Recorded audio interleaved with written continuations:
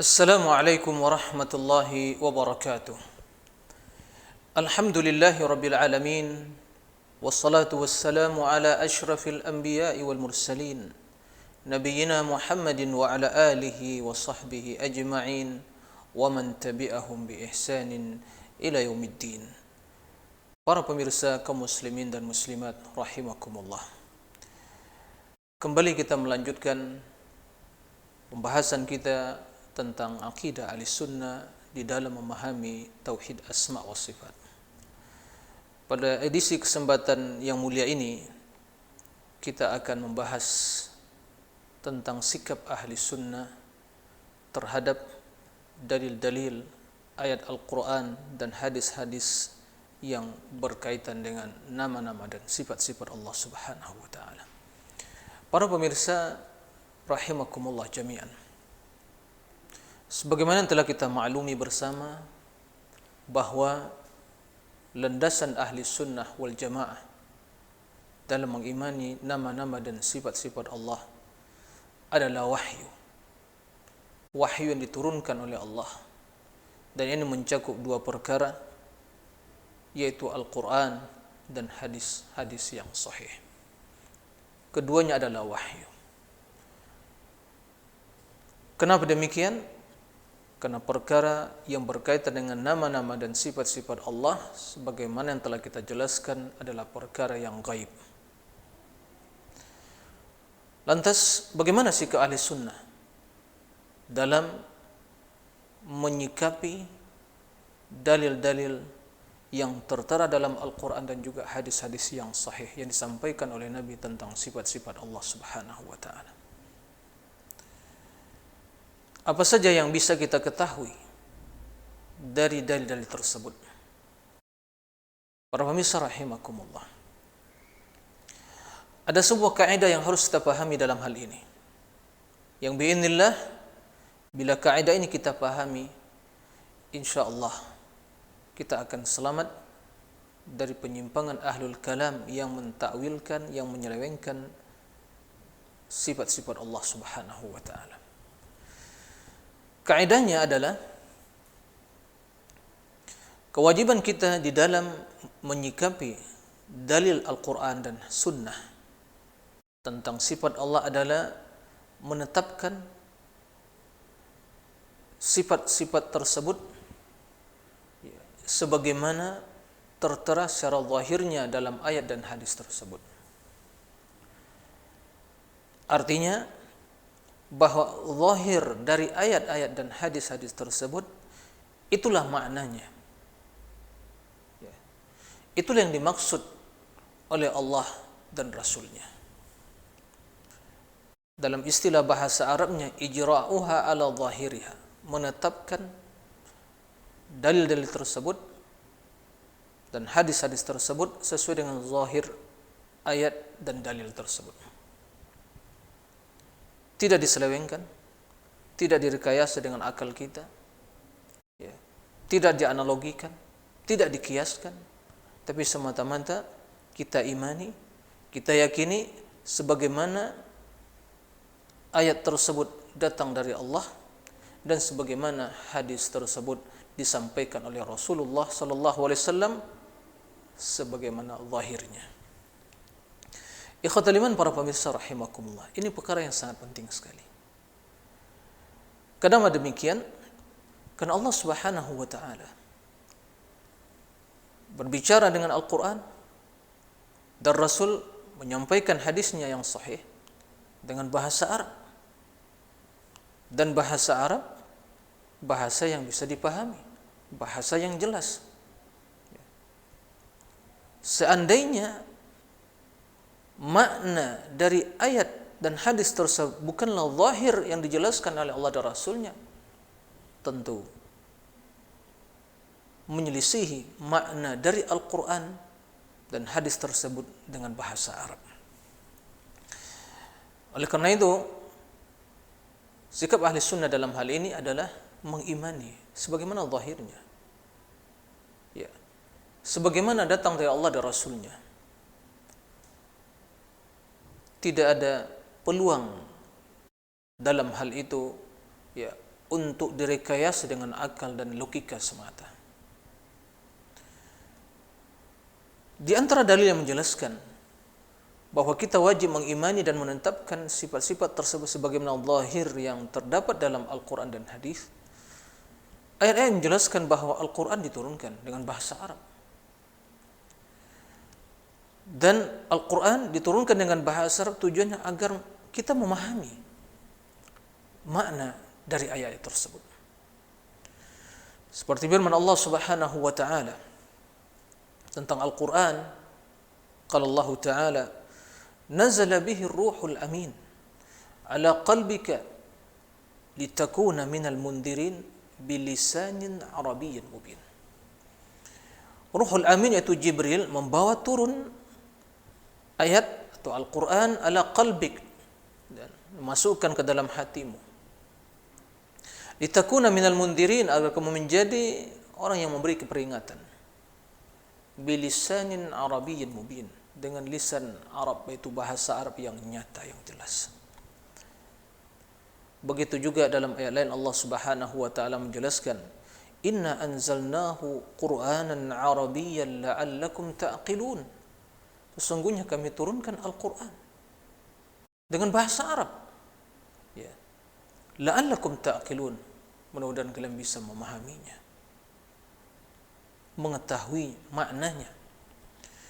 Di dalam ayat lain Allah Subhanahu wa taala menjelaskan, inna ja'alnahu qur'anan arabiyyan la'allakum ta'qilun. Kami jadikan Al-Quran itu dengan bahasa Arab agar kalian memahaminya, mengetahuinya.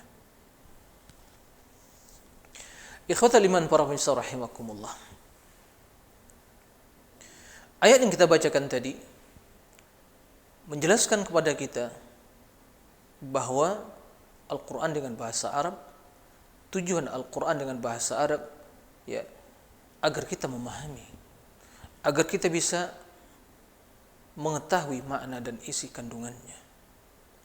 Sekiranya Al-Quran tidak bisa dipahami secara zahirnya sebagaimana datang dari Allah dan Rasulnya, tentu tidak ada arti dari makna Al-Quran diturunkan dengan bahasa Arab yang jelas, yang bisa dipahami dan diketahui maknanya. Oleh karena itu, bila kita mendapatkan ayat dalam Al-Quran dan hadis dalam sunnah Nabi SAW menjelaskan sifat Allah, kita imani sebagai zahirnya. Dan di dalam menetapkan zahir ayat tersebut, tentunya sesuai dengan kebesaran dan keagungan Allah. Ya, sebagai contoh, Allah mengatakan dalam Al-Quran, tatkala Allah, ya, mengatakan kepada iblis yang tidak mau sujud kepada Adam, qala ya iblisu ma mana'aka an tasjuda lima khalaqtu biyadayya. Wahai iblis, kenapa kamu tidak mau sujud kepada Adam yang aku ciptakan dengan kedua tanganku? Zahir ayat ini menjelaskan bahwa Allah memiliki kedua tangan, dua tangan. Dan kedua tangan tersebut Allah nisbatkan kepada dirinya. Maka wajib bagi kita mengimani sebagaimana zahir dari ayat tersebut bahwa Allah memiliki dua tangan. Lalu tangan tersebut tentunya tangan yang sesuai dengan kebesaran dan keagungan Allah, tidak serupa dengan tangan makhluk. Karena Allah mengatakan, laisa kamitslihi syai' wa huwas samiul basir. Tidak ada sesuatu pun yang serupa dengan Allah. Dan Allah Sami' al-Basir.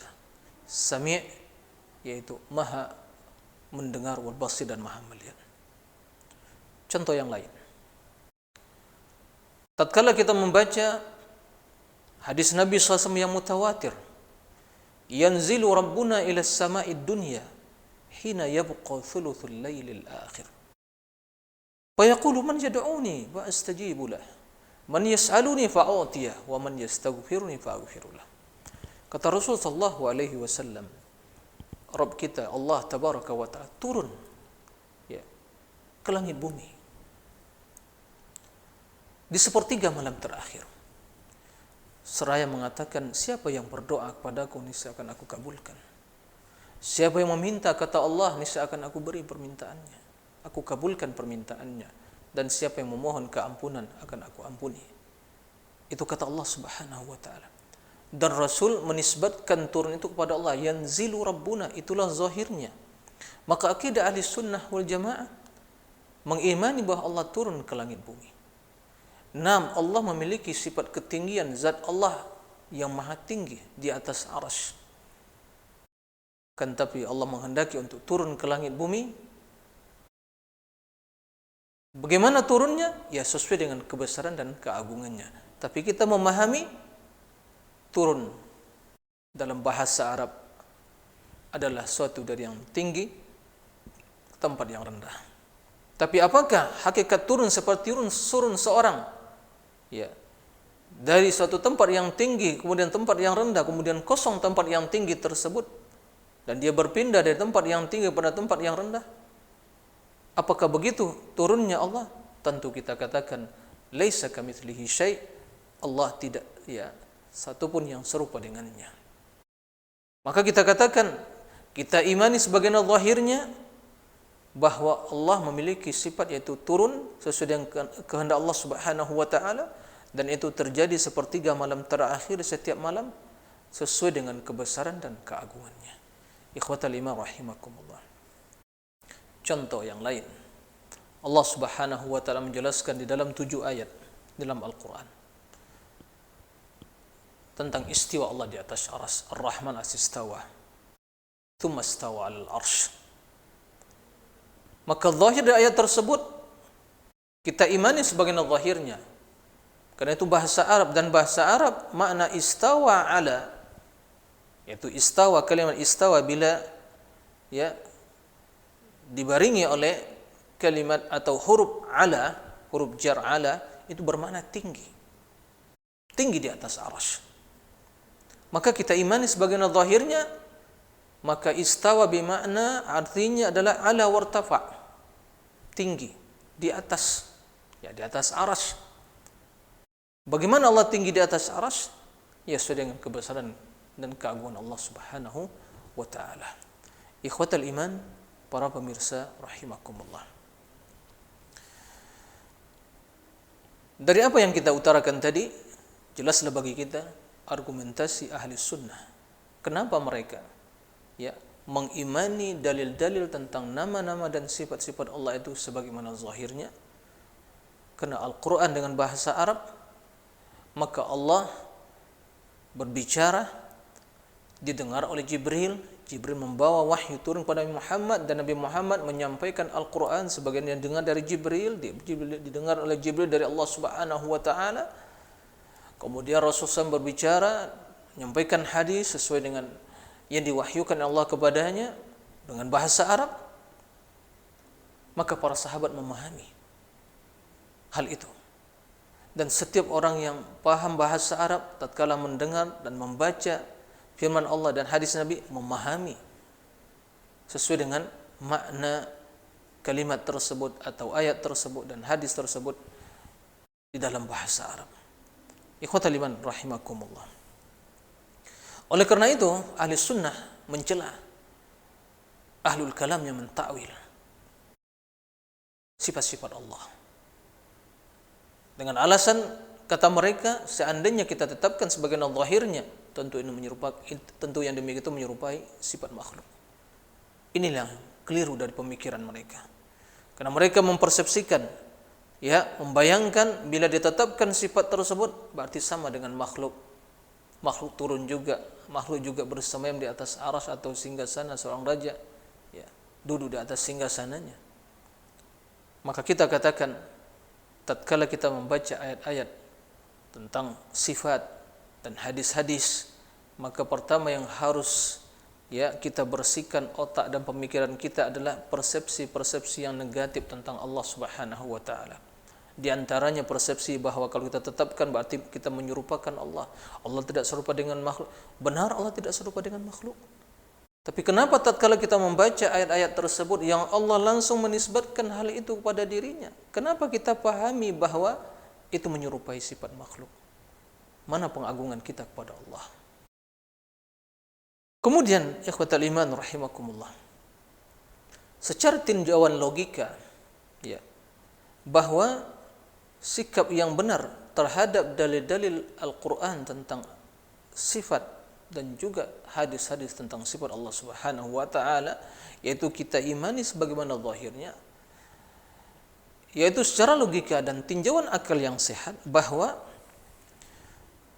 yang berbicara dengan ayat tersebut dan yang menyampaikan hadis tersebut tentu yang lebih paham dan lebih tahu tentang makna dan maksudnya. Dan kita memahami hal itu. Tatkala ada seorang berbicara, maka kita akan memahami pembicaraan tersebut secara prinsip adalah sesuai dengan zahir dari perkataan dia. Dan dia yang lebih paham. Nah, karena dia yang berucapkan, dia yang berbicara. Nah, maka tatkala Allah mengatakan, menetapkan sifat dalam Al-Quran dan Rasul dalam hadis yang sahih, maka Allah yang lebih tahu tentang maksud dari firman-Nya. Dan Rasul yang tentu lebih tahu tentang makna dari hadisnya. Nah, dan Allah dan Rasulnya, ya, maksud dari perkataan Allah dan Rasulnya adalah sebagaimana zahir yang dikatakan oleh Allah dan Rasul sallallahu alaihi wasallam. Kemudian Al-Quran bahasa Arab, hadis dengan bahasa Arab. Maka tatkala maksud yang lebih tahu tentang maksud dari perkataan adalah yang berbicara, dan Al-Quran Allah yang langsung berbicara, hadis Rasul yang langsung menyampaikan, dan itu berbahasa Arab, maka kesimpulannya wajib bagi kita untuk menerima, ya, mengimani sebagaimana zahir dari Al-Quran dan hadis tersebut, karena dia bahasa Arab, dipahami maksudnya. Jika tidak, ya, kita terima maknanya secara zahir, maka tentu akan terjadi perbedaan, ya, akan terjadi berbagai persepsi, interpretasi, ya, pemahaman, penafsiran terhadap ayat tersebut. Lalu yang menjadi pertanyaan, pendapat siapa? Pemikiran siapa? Interpretasi siapa yang akan diikuti? Ya. Karena semua menganggap itu benar, maka tentu akan terjadi, ya, perbedaan, pertikaian di dalam memahami ayat tersebut. Dan tentu Al-Quran tidak ada yang kontradiksi, karena Al-Quran datang dari Allah, Allah yang berbicara. Walau kana min indi ghairillah lawajadu fi ikhtilafan katsiran. Seandainya Al-Quran tersebut datang dari Allah, tentu akan terdapat di dalamnya perbedaan yang sangat banyak sekali. Maka ikhwatal iman, para pemirsa rahimakumullah, jika kita ingin selamat di dalam mengimani, ya, di dalam mempelajari nama-nama dan sifat-sifat Allah, maka kewajiban kita di dalam menyikapi ayat-ayat dan hadis-hadis tentang sifat-sifat Allah dan nama-namanya, kita terima sebagaimana zahirnya, tidak ditakwilkan, tidak diselewengkan. Karena Allah Subhanahu wa taala mencela sikap orang-orang ahlul kitab yang menyelewengkan, ya, yang merubah-rubah firman Allah, sehingga Taurat, Injil mereka selewengkan, mereka takwilkan, mereka rubah-rubah. Sebagaimana firman Allah Subhanahu wa taala, ya, afatatma'una ay yu'minu lakum wa qad kana fariqun minhum yasma'una kalam Allah thumma yuharrifunahu min ba'di ma aqaluhu wa hum ya'lamun. Apakah kalian berharap mereka itu beriman kepada kalian, ahlul kitab Yahud dan Nasara, sedang sebagian dari mereka itu yasma'una kalam Allah, fariqum yasma'una kalam Allah, mereka telah mendengar kalam Allah. Ya, bukan mereka tidak mendengar, bukan mereka tidak mengetahui. Ya. Akan tapi thumma yuharrifunahu, kemudian mereka selewengkan, mereka takwilkan Mereka selewengkan sesuai dengan logika mereka dan pendapat dan serta pemikiran mereka. Min ba'di ma aqaluh, kata Allah, min ba'di ma aqaluh, setelah mereka mengetahui, ya, memahami dan mengetahui, kemudian mereka selewengkan. Wahum ya'lamun, sedang mereka mengetahui hal itu. Jadi pentakwilan sifat, pentakwilan Al-Quran, mentakwil Al-Quran, mentakwil hadis, menyelewengkan maknanya dari makna yang hakiki sebagaimana zahirnya, ini sebenarnya warisan, ya, ahlul kitab yang dicela oleh Allah Subhanahu wa taala. Ikhwatal iman rahimakumullah. Maka oleh karena itu, kembali kepada kita prinsip dasar ahli sunnah wal jamaah, bahwa Allah yang berbicara dengan Al-Quran, Rasul yang menyampaikan hadis-hadis yang sahih, dan perkara nama-nama dan sifat Allah ini perkara yang gaib, yang tidak ada di dalamnya, ya, kesempatan bagi kita untuk merekayasa dengan logika dan akal kita. Tiada lain adalah al-qabul, menerima apa yang datang dari Allah, apa yang datang dari Rasul sallallahu alaihi wasallam sebagaimana zahirnya. Ya. Sebab seandainya Rasul berbicara dengan hadis, atau Allah tabaraka wa taala berfirman dan berbicara dengan Al-Quran, dengan bahasa Arab, kemudian dimaksud bukanlah zahirnya, bagaimana kita akan bisa memahami maksud tersebut? Ya. Pertanyaan, bagaimana kita bisa memahami maksud Allah dan Rasulnya? Ya. Jika yang dimaksud bukan zahirnya, harus diselewengkan. Lalu siapa yang akan memahami makna yang, ya, yang diselewengkan tersebut, atau makna yang tidak zahir dari ayat dan hadis tersebut? Oleh karena itu, ya khawatir rahimakumullah, di antara bukti dan konsekuensi bahwa kita beriman kepada Allah, beriman kepada Rasul, menerima semua yang datang dari Allah dan yang datang dari Rasul, kemudian melaksanakan apa yang datang dari Allah dan apa yang datang dari Rasul, sebagaimana kata Imam Syafi'i rahimahullah, amantu billah wa bima ja'anillah ala muradillah wa amantu bi Rasulillah wa bima ja'an Rasulillah ala muradi Rasulillah. Itu perkataan Imam Syafi'i. Kata beliau, aku beriman kepada Allah dan beriman kepada apa yang datang dari Allah, Al-Quran, ala muradillah, sesuai dengan apa yang diinginkan oleh Allah. Wa amantu bi Rasulillah, saya beriman kepada Rasulullah dan kepada apa yang datang dari Rasulullah, ya, hadis, ala muradi Rasulillah, sesuai dengan maksud Rasulullah sallallahu alaihi wasallam. Pertanyaan yang sering kita sampaikan di dalam menjelaskan hal yang seperti ini, siapakah yang lebih mengetahui tentang diri Allah daripada Allah?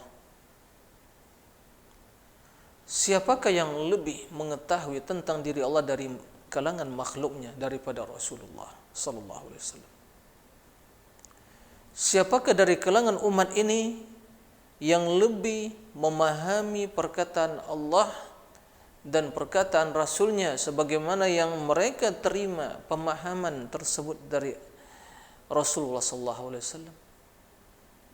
Tentunya jawabannya adalah para sahabat beliau sallallahu alaihi wasallam, yang mereka ahli bahasa Arab, yang mereka masih lurus fitrahnya, mereka yang masih suci hati dan jiwanya, dan tulus maksud mereka.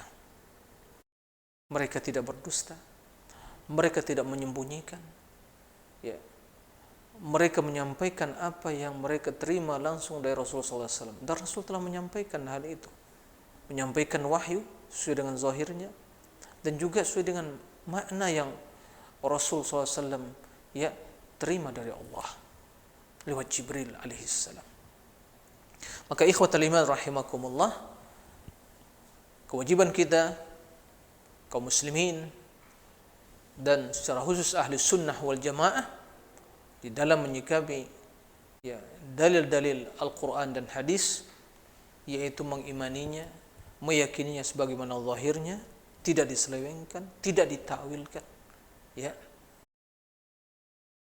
kecuali dalam kondisi terdapat qarinah, yaitu indikator, sebab yang mengharuskan kita untuk menafsirkannya, karena terdapat dalam susunan kalimat tersebut atau redaksi tersebut, baik ayat sebelumnya atau sesudahnya, itu menjelaskan makna.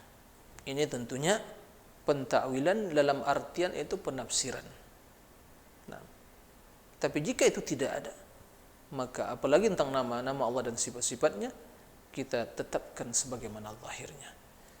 Itulah sikap ahli sunnah wal jamaah di dalam menyikapi. Itulah prinsip dasar ahli sunnah di dalam menyikapi ayat-ayat dan hadis-hadis yang berkaitan dengan sifat-sifat Allah dan nama-namanya, tidak merekayasa dengan akal dan pikiran mereka, karena ini perkara yang gaib yang harus kita berserah diri kepada perkataan Allah dan kepada sabda Rasulullah sallallahu alaihi wasallam. Demikian, mudah-mudahan bermanfaat. Wa sallallahu wasallam ala nabiyyina Muhammadin wa ala alihi wa sahbihi wasallim, walhamdulillahi rabbil alamin.